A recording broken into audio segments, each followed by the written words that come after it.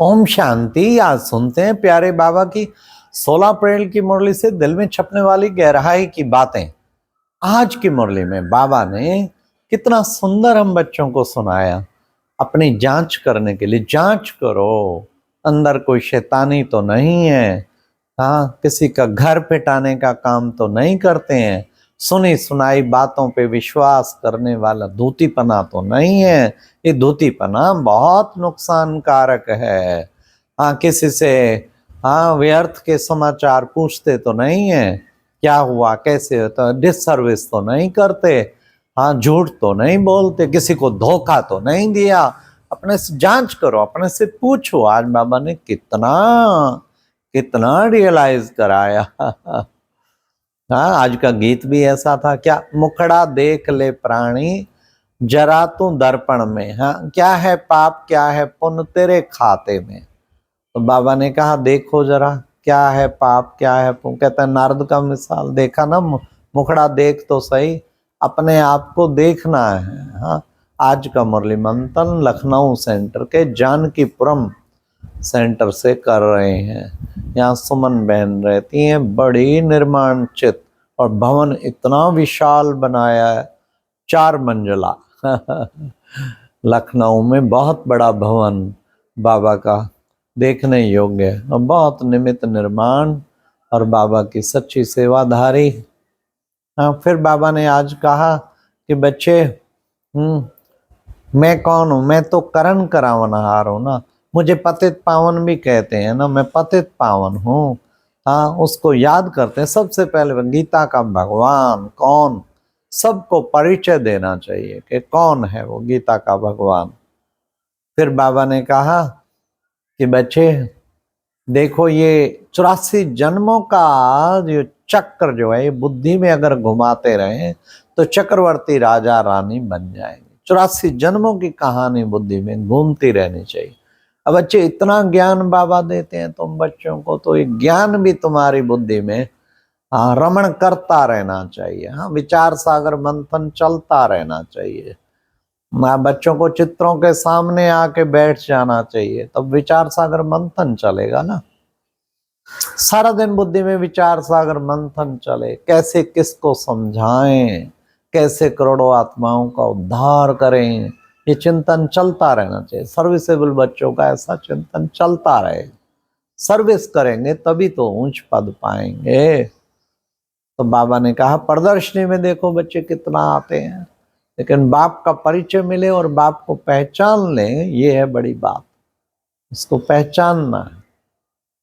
फिर बाबा ने आज कहा कि बच्चे तुम बच्चों को क्या करना है, घड़ी घड़ी बच्चे बस बाप को याद करना है। हाँ, सारा दिन देखो कितना मैं याद में रहा। हाँ, पोता मेल निकालते हो ना बच्चे, एक दिन का तो सब पूरा याद रहता है, क्या किया क्या नहीं किया। तो रात को पोता मेल निकालो बच्चे। हाँ, कितना याद किया, याद से ही तुम पावन बनेंगे। बच्चे स्वर्ग की में उच्च पद मिल नहीं सकता, उसके लिए सबसे पहले है ही पवित्रता। फर्स्ट पवित्रता सबसे मुख्य है। ये माया जो है ना, थप्पड़ मार के गटर में गिरा देती है, माया माथा फेर देती है। हाँ, तुम बच्चों को इसलिए बहुत सावधान रहना है। फिर बाबा ने कहा कि बच्चे देखो बच्चे, बाबा आया ही है पवित्रता धारण कराने, तो पवित्र रहेंगे तो योग भी लगेगा। हाँ, नहीं तो योग नहीं रहेगा। ध्यान रखना है सिर पे पापों का कितना बोझा है, उस बोझे को हमें उतारना है ना। तो याद से ही उतरेगा ना, जितना याद करते जाएंगे तो बाप गारंटी करते हैं तुम्हारे सारे पाप भस्म हो जाएंगे, तुम्हारा बोझा उतरता जाएगा। अरे बच्चे, कोई बच्चा तो सारे दिन में, कोई कोई बच्चे 15 मिनट भी याद नहीं करते हैं, तो क्या गति होगी, क्या पद पाएंगे। इसलिए घड़ी घड़ी बाप को याद करना है। तो चेक करना है क्या सचमुच में इतना बाबा को याद करता हूँ। अंतिम घड़ी है, कोई पता है बच्चे कब क्या हो जाए। मौत तो सिर पे खड़ा है। हाँ, मौत तो सिर पे खड़ा है। वो कहते बम्स नहीं बनाओ, बम्स नहीं बनाओ। दूसरे देश समझते अरे खुद तो इतने सारे बम बना के रखे हुए हैं, हमें रोकते हैं, हम क्यों रुकें। फिर वो भी देखो बाबा ने सब बता दिया जो आज चल रहा है। तो बाबा ने कहा हाँ, मौत का तो बाजार लगा हुआ है एकदम। अकाले मृत्यु तो अचानक ही आ जाती है, अकाले मृत्यु ऐसी हो गई है। तो फिर बाबा ने बच्चों का, तुम्हारे लिए बच्चे अब स्वर्ग की स्थापना हो रही है, तुम सतयुगी दुनिया में अब जाते हो, स्वर्ग की स्थापना हो रही है। उसके लिए बाबा ने कहा बच्चों को पुरुषार्थ करना, देखना है क्या, हमारी जांच करनी है क्या मैं उच्च पद पाऊंगा। तो बच्चे घड़ी घड़ी अपने को आत्मा समझना है, आत्मा समझेंगे तो भाई भाई की दृष्टि बनेगी। हाँ, तो फिर बच्चे इस तरीके बाबा ने कहा बाप को याद करना है, जरा भी कोई भी डिसर्विस ना हो।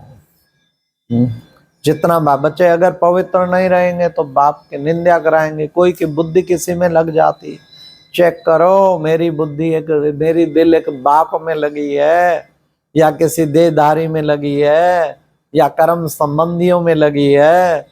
बाप को छोड़ के किसी और से दिल लगाई तो बाप की निंदा कराएंगे, बच्चे बाप की निंदा कराएंगे।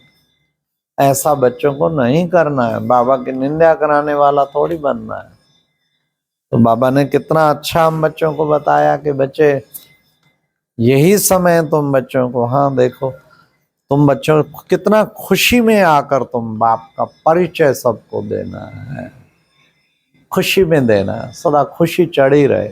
सेवा करने से तो खुशी मिलेगी ना। तो बाबा ने कहा कि बच्चे रचता आकर रचना के आदि मध्य अंत का राज बताते हैं, तो मेरे सिवाय कोई बता ना सके, तो मैं आकर के, हाँ मैं भले खुद नहीं बनता हूँ लेकिन तुम बच्चों को बनाता हूँ, परंतु क्योंकि मुझे भी पूरा ज्ञान है इसलिए शिव बाबा को भी सुदर्शन चक्रधारी कहेंगे। बाबा ने कहा सबसे नंबर 1 सुदर्शन चक्रधारी तो शिव बाबा है। शिव बाबा जिसने आके तुम सबको भी सुदर्शन चक्रधारी बनाया है, तो इसलिए बच्चों को ध्यान रखना है। बाबा ने कहा मेरा बनकर फिर कोई पाप कर्म नहीं करो, नहीं तो और पाप पे पाप चढ़ता जाएगा। इसलिए बच्चे कर्म संबंधियों से भी दिल नहीं लगाओ, नहीं तो बाप की निंदा कराएंगे। स्टूडेंट अंदर में समझते हैं कि हम कितना पास होंगे, कितने मार्क्स में पास होंगे, कौन कौन हमसे होशियार हैं। तो बाबा ने कहा तुम भी अच्छी तरह अपने आप को देखो, अपनी जांच करते रहो, बहुत जरूरी है ना जांच करना। तो पवित्र नहीं रहेंगे तो पाप रह जाएंगे और फिर पद भी गवा बैठेंगे और सजाएं भी फिर बहुत मिलेंगे। इसलिए बाबा ने कहा कोई भी किसी के नाम रूप में अगर फंस जाते हैं तो यज्ञ पिता की, आज बाबा ने यज्ञ पिता की निंदा कराते हैं। इसलिए मूल बात है अव्यभिचारी याद में रहना, ये सबसे मूल बात है जिसको धारण करना है। तो बाप द्वारा जो पॉइंट्स मिलनी उनको घड़ी घड़ी बच्चे तुम्हें मंथन करना है, तो अंदर समा जाएगा सारा ज्ञान। तो आज की मुरली में बाबा ने वरदान में भी कहा कि बच्चे क्या करना है, 5 विकार रूपी दुश्मन को परिवर्तित कर सहयोगी बनाने वाले, हाँ क्या माया जीत जगत जीत भाव। 5 विकारों को जीत के उनका रूप चेंज कर दो। काम विकार को शुभ कामना में, क्रोध को रूहानी खुमारी के रूप में, ऐसे बाबा ने सबको अलग अलग हर एक का स्वरूप चेंज कर दो, तो उससे फिर माया जीत भी बन जाएंगे, जगत जीत भी बन जाएंगे। फिर बाबा ने सरोवन में कहा रियल गोल्ड में ये मेरा पन ही बच्चे अलाय है, रियल गोल्ड में मेरा पन ही अलाय है, इसे निकाल दो तो क्या होगा। इसलिए मेरे पन को समाप्त, जो वैल्यू को कम कर देता है, इस रियल गोल्ड में मेरा पन ही अलाय है, इसको समाप्त करो क्योंकि वैल्यू को कम कर दे। फिर आज बाबा ने कहा कंबाइंड रूप की स्मृति द्वारा विजयी बनो। उसमें बाबा ने समझाया कि देखो बच्चे, इतना दूर से बाप आकर के परम धाम छोड़ के 1000 भुजाधारी बाप आके साथ देने के लिए तैयार है, तो उसको अपने साथ कंबाइंड क्यों नहीं रखते बताओ। वो ऑफर कर रहा है 1000 भुजाधारी, मैं तुम्हारे साथ हूँ, सारे काम कर दूंगा, तो तुम फिर उसके लिए हाँ, ना क्या उसे कंबाइंड क्यों नहीं रखते अपने साथ, उसे कंबाइंड रखो। अच्छा, ओम शांति। ये थी आज की मुरली से दिल में छपने वाली गहराई की बातें। ओम शांति।